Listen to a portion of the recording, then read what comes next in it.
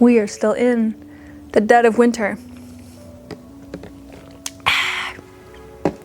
Welcome to the studio. This video is about my first experience using AI, kind of. And if you're an artist, I can already assume that we might be on the same page about AI. This is a topic that I've been hesitant to jump into. Frankly, I've kind of been avoiding it. One, because I don't speak on things until I feel educated on it, learning from both sides, really taking my time to understand the pros and cons about something. People can say it's a great tool that an artist can have in their toolbox. On the other extreme, it can destroy the environment, steal jobs, and suck the soul out of art itself. We are still at the beginning stages of what it can do for us. It will likely get better, so who knows how it can benefit us or devastate us. Are the benefits worth the long-term negative effects that it can have on the world and art itself? As a traditional painter, I have not felt as threatened as digital artists or designers, but it is something that I still do care a lot about, especially the negative consequences it can have on artists more than the benefits. For years, my creative process includes researching, finding reference photos in books and the internet, and sometimes taking them myself. So when AI started to blow up, I didn't really care, especially because it was so bad. Typically, I have a pretty solid idea of what I want the painting to look like, so finding the very specific references is easy. It just takes a lot of time. Learning how to communicate with AI to describe exactly what I want felt like a huge learning curve that I am not ready to dedicate the time to. I sat down about a year ago to take some time to play with Midjourney and see what I came up with, but after an hour and much frustration later, I just decided to go back to what feels comfortable to me. Am I willing to spend dozens of hours learning how to use this tool that has been unethical from the start to potentially save time in my creative process, or will I continue to find or create my own references? More on that in a minute. Yes, it is here to stay, but that does not mean that we have to support it. AI is not evil, but corporate greed is evil.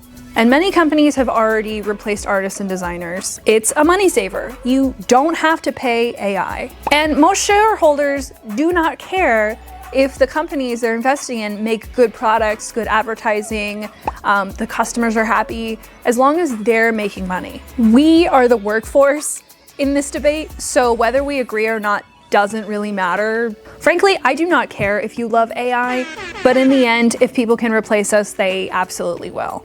Money will always prioritize quality. And if I was in high school right now, you bet your ass that I would be using ChatGPT with all of my writing, and to save time, and just because I don't want to learn how to do something. And that's the easy way to cheat, to get by. I could easily use AI and claim that I am an artist without ever actually making original art, and those people really scare me. But this video is about my experience using it and how it's helped me develop my thoughts moving forward. Okay, so let's get into this painting. A few months ago, a friend of mine asked if I could paint his cat, and typically I don't prioritize pet portraits, but I couldn't pass this up because, well, look at how handsome this little boy is. This is Jiggles. My friend sent me this AI reference.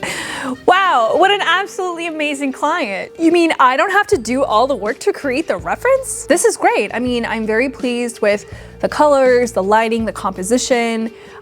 So I just need to copy this, right? No. First of all, this cat does not look like Jiggles, so I did have to tweak it a bit so that we want the portrait of Jiggles to look like Jiggles. So I asked for more pictures of Jiggles, and I was blessed with dozens of beautiful pictures of this boy.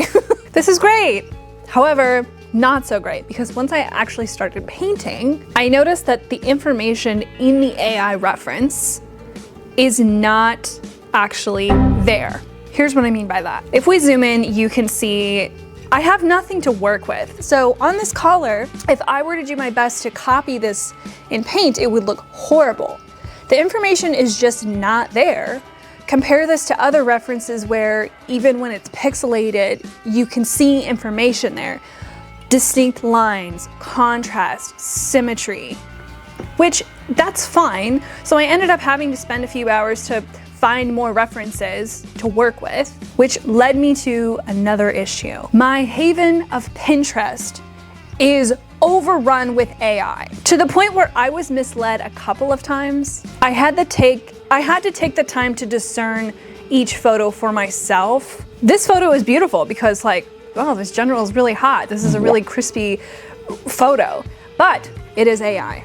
And as much as I would like to copy whatever I find, I want my references to be authentic to history. But also understanding the terminology to even find what I was looking for is a challenge. I do love art history, but 17th and 18th century art history or language is not my forte. So at the end of the day, typically clients do not care if something is accurate or not. So I wanted to just do this for myself, taking creative liberties here and there. So finding images of real people helps me determine what's real and what's fake. It is a skill that you have to learn. You have to take the time to slow down, look at every single image, find flaws if possible. You know what I'm talking about. You know that your mom or grandma reposts AI photos on Facebook all the time and it's so obvious to you, like, oh, this is clearly AI, but sometimes you can easily miss it. And so I'm having fun painting because I love painting cats.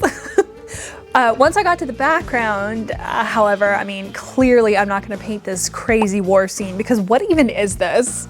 These random pixels are supposed to be soldiers? So I found some beautiful Italian landscaping references and just kind of pick and chose from each landscape and created my own background. Even the curtains and the chair were just blobs of information. So guess what? I had to find more references, create my own, change up the colors. I had to put in the work, basically. I could have, in the end, created this mock-up, this reference image for the client myself. What I ended up painting in the end was more information than what the AI could give me. On a positive note, my prediction with AI is it's going to run its course. It's going to look really ugly to the point where people get fed up and there's going to be a real hunger for craft, a resurgence of the need to do things correctly, to create things slowly with high quality materials, to create stuff that will last, to be known for uniqueness and prioritize well executed ideas. I will be berated for my opinions, sure, but I have standards for my craft. This is a silly cat portrait in a style that I'm not familiar with, that a lot of people are using this trending image for their pet portraits. That's fine. That's not what I'm critiquing here. But if something comes into my hands, I don't care who ends up with my art. I put 100% into everything that I do. I hope that this is just a little blip in history and we can all say, hey, whoa, that was a bad idea. Let's not get lazy. It's a crutch that in the long run will not make you a better artist. And some of us artists have really good eyes and we can see from a mile away if an artist is using AI trying to say that they made it. It's not happening. It's not cool. There are a couple of amazing creators that have great commentary on this topic. Please check out Solar Sands. Great videos. I love the way this painting turned out. I'm very proud of it. It was a fun challenge for me to paint things that I'm not very familiar with, and my friend was very happy with how it turned out. Him and his wife love it and they love their baby boy.